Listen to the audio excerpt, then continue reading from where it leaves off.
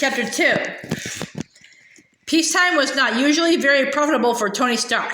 This wasn't something he stressed over. Truth be told, something he didn't even realize just how much of a dip shares of Stark Industries stock took when things were going well in the world. Tony's late father, Howard, had left him the multi-billion-dollar corporation in very healthy shape, so even in the worst of times, when the nations of the world were playing nicely, the company still did just fine. Of course, Tony was a brilliant businessman, but his real love, other than partying, was technology.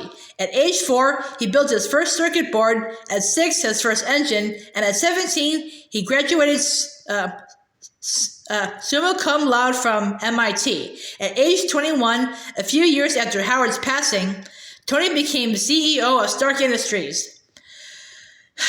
Fortunately for shareholders, these were not the worst of times for Stark Industries. True, the global economy had been sputtering, but America was involved in multiple wars and other overseas military operations. These conflicts required armor, vehicles, and weaponry, and Stark Industries was the nation's top supplier of military equipment and technologies. And that's exactly what brought Tony to Afghanistan's Kunar province. He was scheduled to meet with military officials to present the Jericho, the crown jewel in Stark Industries' line of missiles and the first to incorporate their proprietary repulsor technology. The repulsors would ensure accuracy and exponentially increase the weapon's power. Tony looked out over the arid landscape, turned to the gathered crowds, and nodded. With the press of a button, the Jerichos launched and began arching overhead. Upon impact, the missiles leveled a crest of uninhabited hills and literally blew off the hats of the officers observing the demonstration. And that's all there was to it. 24 hours worth of travel from Malibu to Afghanistan for a demonstration that lasted less than 5 minutes. Now it was time for a cool drink, then back into the convoy for another quick stop before boarding a private jet and heading home. Tony hopped into his unglamorous armored vehicle and sipped his drink as the convoy rolled away. For almost 10 years, the area had been a hotbed of military activity. But as the convoy drove on, kicking up storms of sandy dust, Tony had a difficult time imagining that this place was in any way war-torn. They traveled miles through the rocky, barren deserts and hadn't passed another vehicle. Out his dirty window, he had occasionally seen a man or two traveling who knows where with a mule or a camel in tow. Other than that, there was nothing but scrubby bushes and dusty mountains extending in all directions. Even in Tony's military Hummer, it was a bumpy ride filled with potholes and stones. The army green metal interior and purely functional doors and windows were nothing like what he was used to back in the States, where his ride was fully loaded. Tony adjusted his cufflinks and twirled the ice in his glass. He miraculously managed to keep his custom-tailored suit spotless in spite of the filth of this place.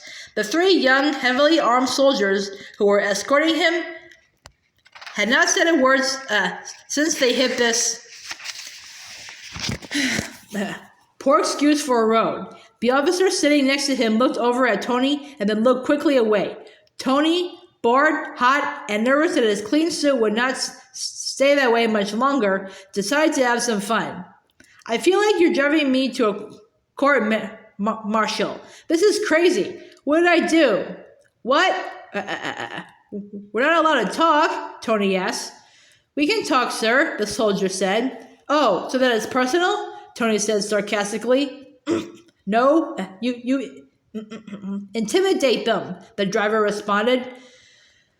Tony was taken aback by the driver's voice. You're a woman. I honestly... I couldn't have called that. I mean, I'd apologize, but isn't that what we're going for here? I mean, I thought of you as a soldier first. I'm an airman, she responded. Well, you have excellent bone structure there. I'm actually having a hard time not looking at you now. Tony flirted. Is that weird? The officers, including the driver, giggled. Come on, it's okay. Laugh, Tony said, smiling. Anything else? The quiet soldier shifted uncomfortably. Is it cool if I take a picture with you? He asked. Yes? Tony replied. It's very cool. The soldier shyly pulled out his camera and handed it to the officer in the driver's seat. He smiled and leaned in toward Tony, who flashed his camera-ready smile. The officer in the front seat fumbled with the camera, trying to figure out which button to press. The quiet soldier responded, Come on, just snap it. Don't change any of the settings. At that very moment, just as the soldier was clicking the snapshot, the truck at the head of the convoy, the truck directly in front of Tony's Hummer, exploded into a fiery ball of white-hot flame. The soldier started to shout, and Tony, clearly shaken, asked what was happening. Just stay down, the soldier sitting next to him shouted. Then he, the driver, and the third escort jumped from the vehicle and opened fire to protect Tony. Tony squatted down under the back seat of the vehicle. So much for the clean suit. Rapid gunfire sounded outside, and he could tell that his escorts were fighting a losing battle. Tony looked up just as a barrage of bullets riddled the armored doors with holes. Tony heard the windshield shatter and felt glass falling all around him. He looked up and saw soldiers falling in front and behind his vehicle. He knew he wouldn't make it out alive if he stayed in the truck, so he threw open the door and jumped out.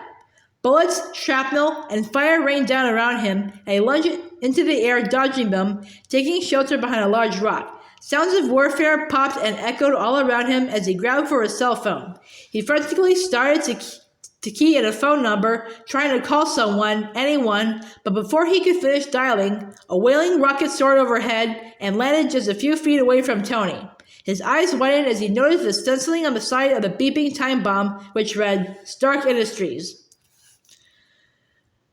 A fraction of a second later, Tony was enveloped in white flame, blown off the ground, and thrown harder than he thought possible 100 meters from the blast site.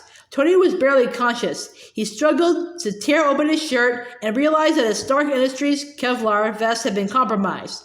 He was losing blood quickly and finding it impossible to keep consciousness. Finally, his head hit the ground and then everything faded to white.